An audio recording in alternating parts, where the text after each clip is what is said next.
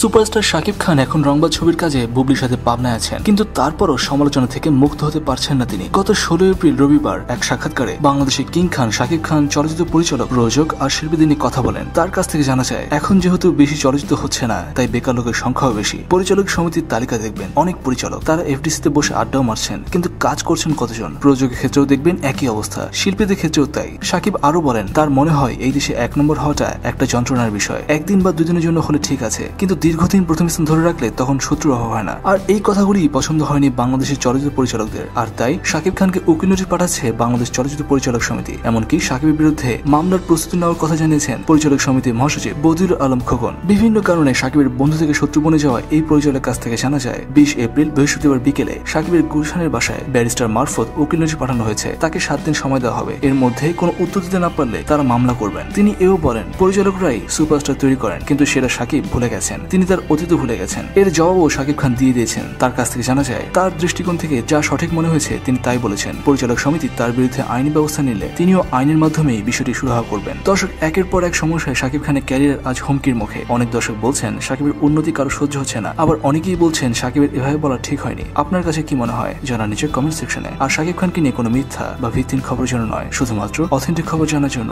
Subscribe করুন খবর টিভিকে।